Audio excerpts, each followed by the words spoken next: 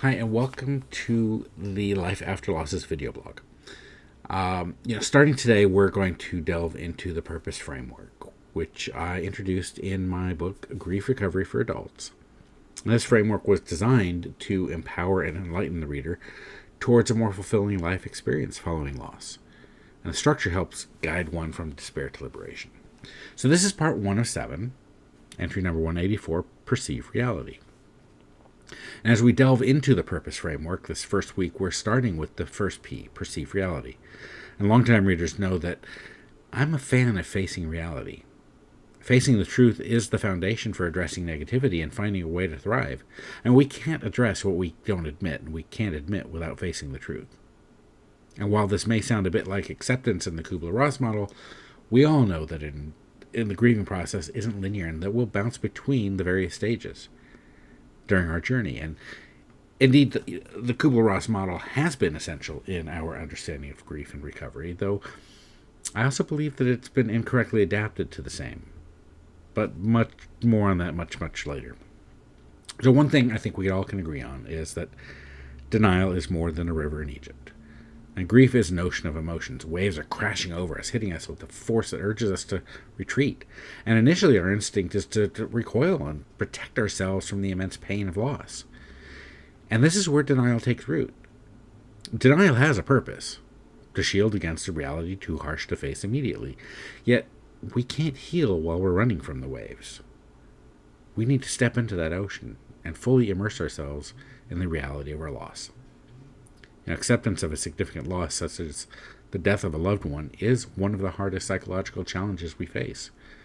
Our brains are hardwired to protect us from pain, and the shock of losing someone we love triggers this defense mechanism. It's not about emotional strength or intelligence, it's about survival. The loss disrupts our sense of security, future plans, and understanding of the world around us. I can't tell you how many times I've heard, I lost my husband, wife, son, daughter, father, mother, and I'm just lost. Accepting this new reality of losing someone means we have to acknowledge that everything has changed. And that's a daunting task for anyone. So then we find ourselves in denial, which acts as an emotional buffer. It allows us to process the loss in smaller, more manageable pieces. It's like slowly getting used to the ocean's cold water rather than diving in headfirst. In the short term, denial helps us function and prevents us from being overwhelmed by the grief. It's the mind's way of saying, hey, take it slow. However, while denial offers a temporary relief, it can also delay or stop our long-term healing by trapping us in a cycle where we neither face nor process the reality of our loss. Recognizing denial can be challenging. It often disguises itself as socially acceptable behavior, such as avoiding conversations about the deceased, rationalizing loss, or putting on a brave face.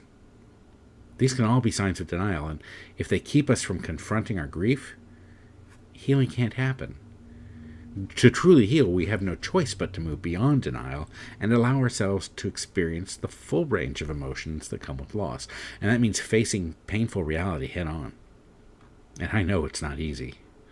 It requires courage and a willingness to feel the sorrow, the anger, and confusion that accompany grief.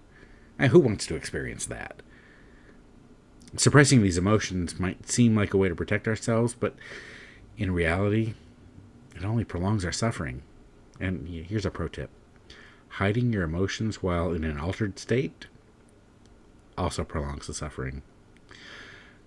I've written before about how suppressing emotions like grief can lead to various emotional and physical issues. It's well documented. Emotionally, it can manifest as a sudden outburst of anger or persistent sense of sadness. Physically, the tension of holding back emotions can lead to insomnia, a weakened immune system, and other health problems. Healthy expressions of grief is crucial for healing, and healthy may look different for everyone. Talking to a therapist can provide a safe outlet for your emotions and guidance on navigating through them. Engaging in creative activities like painting or music can offer a nonverbal way to process complex feelings. Physical activities such as running or yoga can help release the pent-up energy that comes with suppressed emotions. You can find ways to express your grief gradually so the flood of emotions is more like a trickle from a garden hose than the gush from a fire hose. Healing from a significant loss is a journey, one which requires time and patience. It's not about rushing through the process, and that's not what I advocate. But it's about allowing it to unfold naturally, which is different for each individual. Here's the thing. The grief journey is marked by ups and downs, and giving yourself the space to grieve at your own pace, it's essential. By facing your grief and expressing it, you lay the foundation for long-term healing.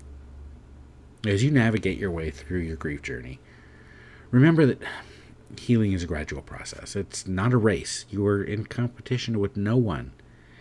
It's not a destination to be healed. It's a series of steps taken day by day.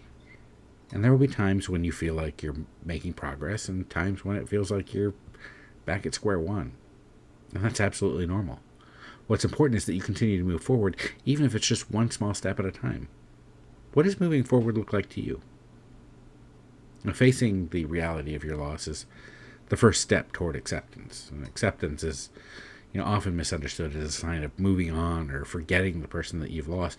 But in reality, it's about making the loss a part of your life and allowing it to coexist with your ongoing journey, not being able to focus on your journey. Now, acceptance doesn't mean the pain goes away. It means you acknowledge it and you find ways to live with it. In this week's entry, I've shared just a glimpse of the insights and the tools that you'll find in my book, Grief Recovery for Adults.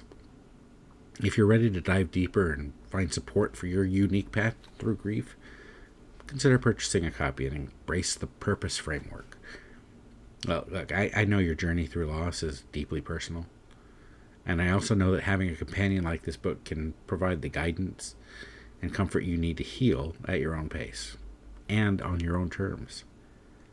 So next week, we'll look at the you in purpose and unloading your emotional baggage. Until then.